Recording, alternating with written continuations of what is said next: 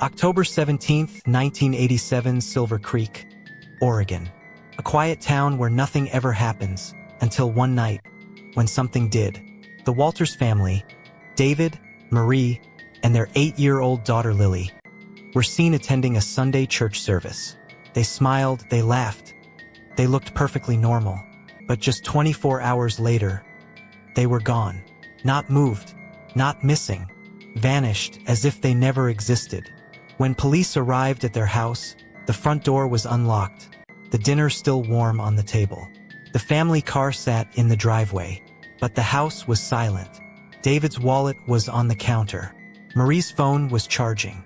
Lily's school backpack was by the door. No struggle, no blood, just a perfectly untouched home, and 3 missing lives. But what officers found in the basement would send a chill down the spine of even the most hardened FBI agents. The local deputy, Officer Mark Bellamy, was the first to enter the Walters basement. At first glance, everything seemed normal. Dusty boxes, old Christmas decorations, a broken rocking chair. But then, he noticed something strange. Behind a large wooden shelf, a crack in the cement wall. Curious, he moved the shelf aside. That's when he saw it. A hidden doorway, sealed shut with rotting plywood and 7 rusted nails. Bellamy radioed backup, but couldn't resist. He pried the boards off, and what he found behind that wall wasn't just disturbing, it was inexplicable. A small room no bigger than a walk-in closet. The walls were lined with old newspaper clippings, each one about missing people from across the country, dating back to 1952. In the center of the room, a wooden chair was bolted to the ground.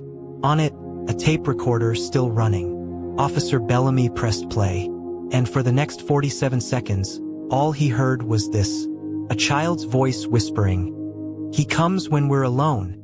He comes from the wall." Then silence. No fingerprints, no signs of struggle, no logical explanation. The FBI was called the next morning, and that's when things got even darker. Within 12 hours, the FBI's Behavioral Analysis Unit was dispatched to Silver Creek.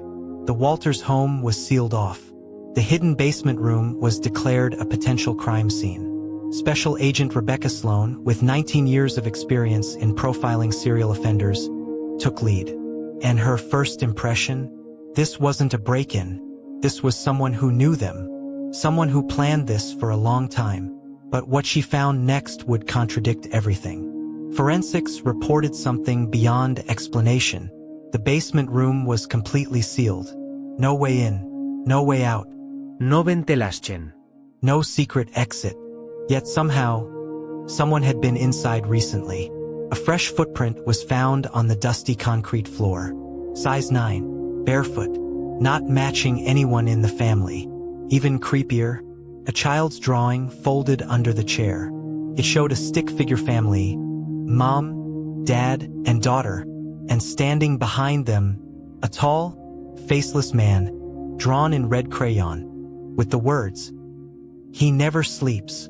Agent Sloan ordered every missing persons case from the last 40 years in Oregon reopened. And that's when they discovered something truly terrifying. The Walters weren't the first. They were the 7th family to vanish in a 50-mile radius, all under identical circumstances, dating back to 1952.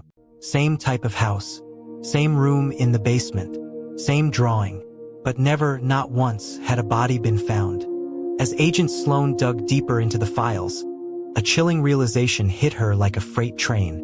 7 families, all middle class, all with one child, aged 8 to 10, all living in isolated homes with finished basements, and all vanishing without a trace. The disappearances occurred every 5 to 7 years, always in October, always within a 50-mile radius, like someone was working off a ritual. But there was something even more disturbing. In each of those old case files, from as far back as 1952, there was always the same drawing. A family of 3, and the faceless man in red crayon towering behind them. And the caption?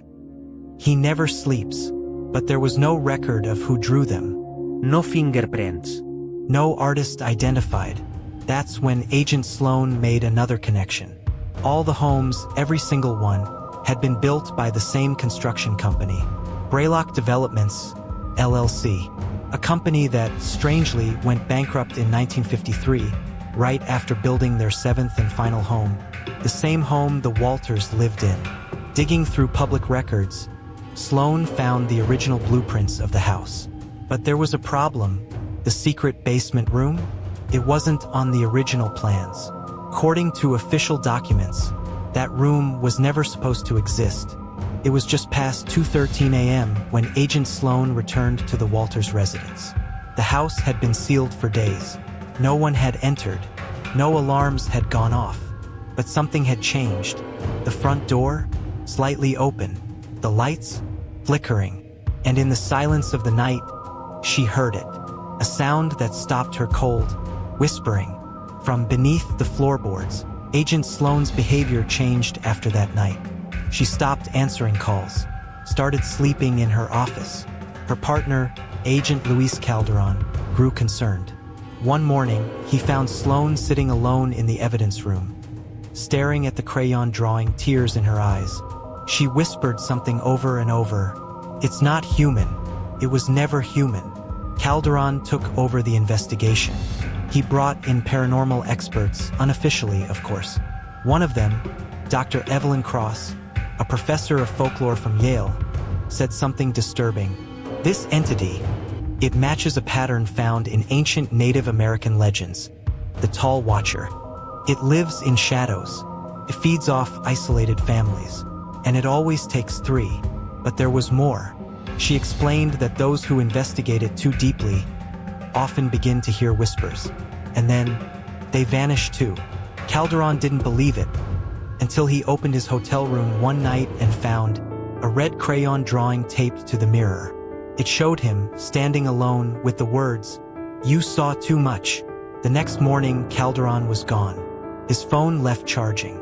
Wallet untouched, just like the Walters family. The investigation was quietly shut down. Files sealed. And Agent Sloan? She resigned, vanished from the public eye. But 2 years later, a chilling voicemail was left on the FBI tip line. A woman whispering, almost sobbing, "He's not done. He still wants one more family." This October. The FBI files remain classified to this day. But whispers inside the bureau say the truth is far worse than anyone expected. The faceless man, or the Tall Watcher, is not human. It's not bound by time or space. Some agents believe it's a dimensional predator, feeding on fear and isolation. Others think it's a cursed entity, bound to the homes built by Braylock Developments, doomed to haunt them forever. But here's the most disturbing part. The Walters family home was sold last year. New owners moved in. Just days after settling, neighbors reported strange noises at night. Whispers, scratches under the floorboards, flickering lights. And last October, a new family disappeared without a trace. No calls, no signs of struggle. No bodies. Just a red crayon drawing left on the porch of a family and the faceless man, with one final message scrawled in red crayon. He never sleeps. So what do you think? Is the Tall Watcher real, or just a terrifying urban legend? One thing is certain. The creepiest unsolved crime in US history is far from over.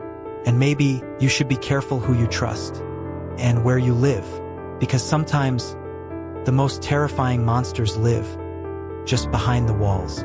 If you enjoyed this story and want more mysteries like this, don't forget to like, comment your theories, and subscribe for new videos every week. Stay safe and keep watching.